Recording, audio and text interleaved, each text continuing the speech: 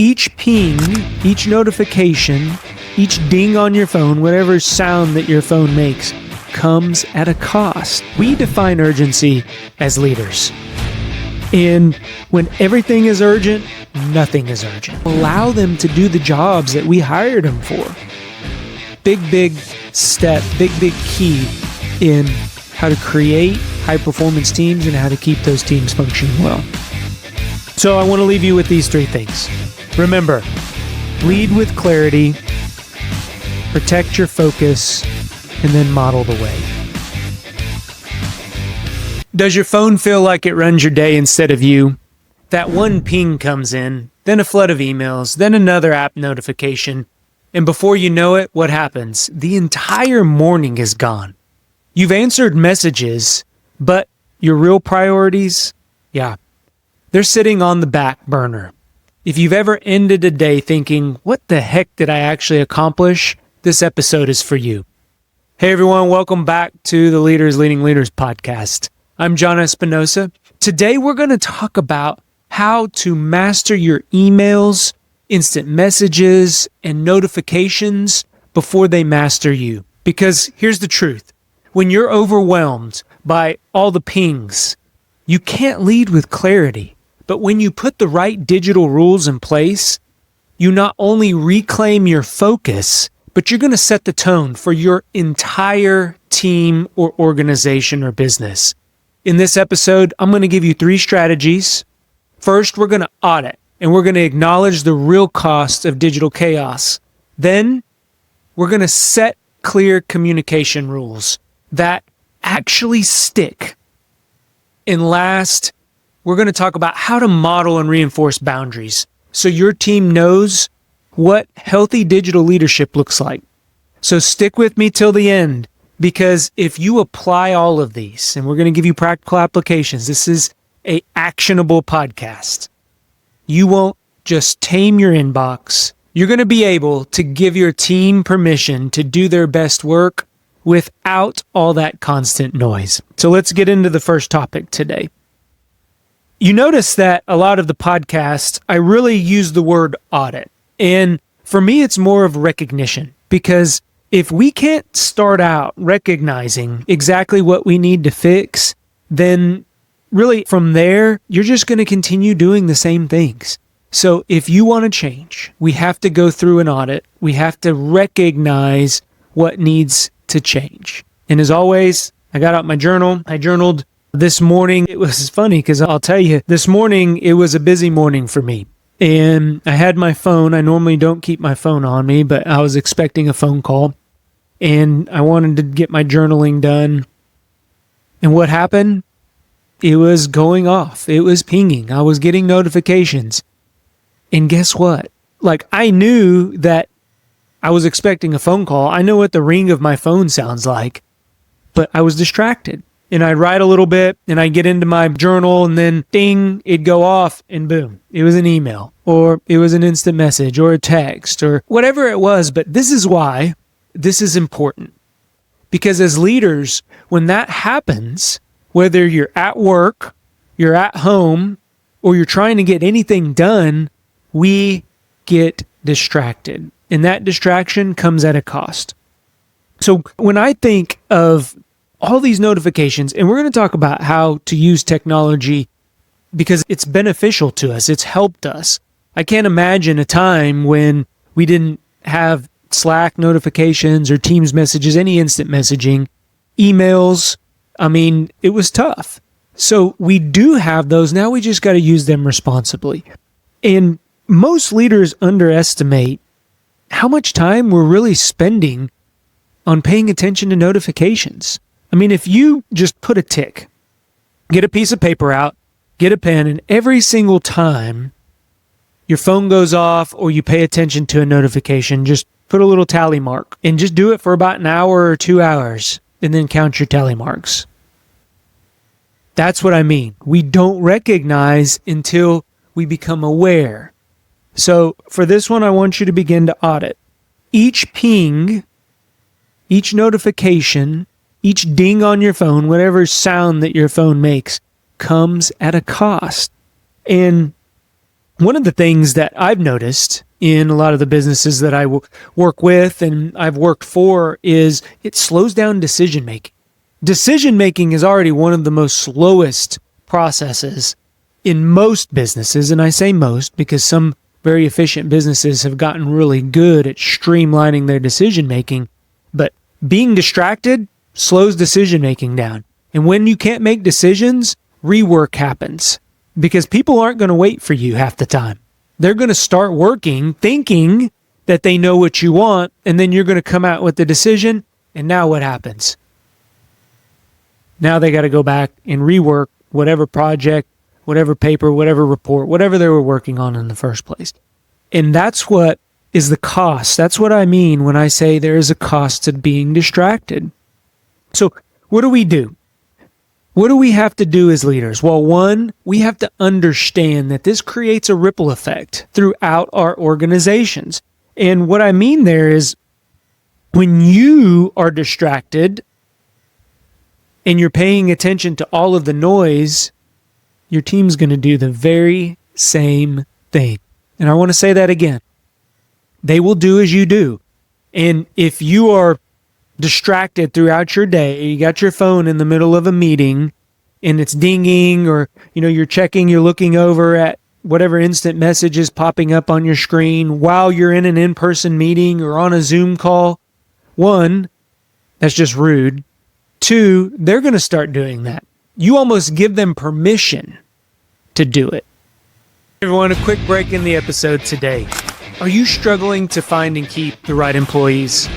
You're not alone. High turnover drains time, money, and morale, leaving us frustrated, overwhelmed, and feeling like we have to settle for less. I understand how tough hiring can be because I've lived it. And with over 21 years of building high-performance teams, I know how to turn hiring challenges into lasting employee success. Through my proven lead framework, we're going to analyze your processes, design a personalized strategy, and implement solutions that create confident and long-term results.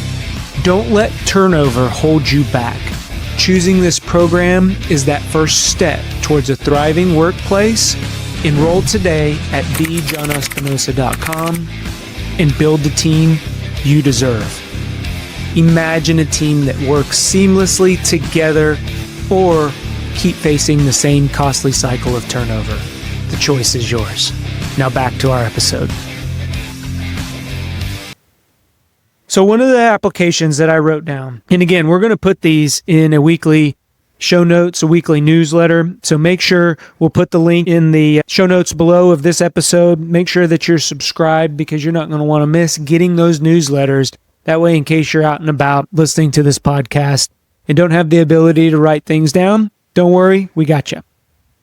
And then also make sure you're subscribed because that's very important. Just allows us to continue to know what we're delivering is meaningful. So the application I want to talk about here is I want you to measure, going back to like those tally marks, I want you to measure the time that you spend in notifications. And what I mean is I want you to add the time plus you having to switch, whether it's context or tasks, and just come up with a rough estimate of time. Do it daily, write it down, or you can do it in the morning and then do it in the afternoon. And you're going to probably be surprised. You're going to be surprised at the number. And then what I want you to do, or I challenge you to do, is share it with your team. Get vulnerable here, get courageous, and share it with your team. Say, hey team, I went through this exercise. I noticed that I was distracted by notifications around 3 to 4 hours this week. And I'm going to make a commitment to you not to feed into your 2 to 3 hours. Because if you're distracted 2 to 3 hours, I can promise you at least one, if not two team members in your organization and your team is distracted as well. So one of the things that, I want to make sure that we understand is I'm not like ridiculing or telling you. I myself struggle with this. And that's where these podcasts come from, because throughout the day, I myself struggle with these notifications and distractions. And I find that a lot of businesses, especially when I hear people say, leaders, business owners, I don't have time to do that. Okay, time out. Let's take a look at what you're doing, and then let's determine if you don't have time. And if you truly don't have time to pay attention to your business, who is? If you truly don't have time to give back to your team, to make sure they know where they're going, to give them decisions in a timely manner, who should be? Ask yourself those questions. So that's why this is important. So let's transition now. So we've talked about how to acknowledge. We have an awareness of it. Now, what do we do about that? We have to change the way that we think about these digital rules. And so we got to set clear rules. We got to set clear boundaries for not only you, but remember what I said earlier, this is going to translate back into your team. So by doing it for you, it's going to flow over into your team in your company world.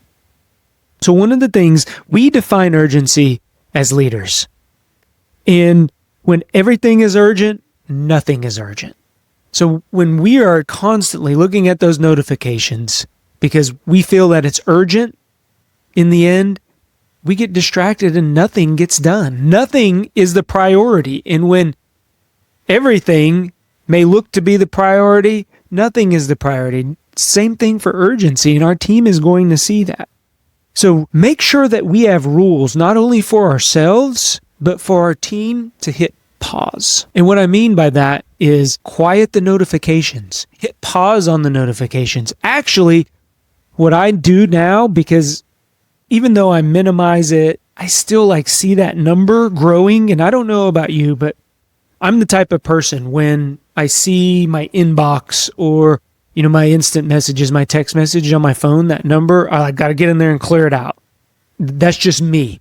So if you're like that, and then I've seen my wife, on the other hand, where it's fun, it's a game for her to see how high that number can go, right? But either way, it's a distraction. So technology is there to serve us, but it's not there to hijack our time. So what do we got to do? Well, I want you to prioritize when you get into your instant messaging app. And one of the things that I like to do is I'll even set up a priority kind of group. So we have our general team groups. You may have a sales group. You may have a customer service side of the house group or ops or whatever your Slack groups look like. I mean, you can get lost sometimes. But set up a priority group, and it could be by day. It could be by project. Things, again, remember, if it is the priority, those people that you put in that priority group, they probably need an answer pretty quick. So instead of everything coming in and you having to filter through all of that to figure out, oh yeah, that one's important because our deadline's coming up the end of the week. Go ahead and set it to the top, pin it to the top, set it as a priority group, and then anytime you're in there, that way, I'm not worried about all the rest. I'll get to it. I'm not saying ignore everybody, but we'll get to it. But that's the priority for today, or that's the priority for the week, whatever that looks like. I wouldn't go over a week with the priority group. That is a great application to begin to set those boundaries.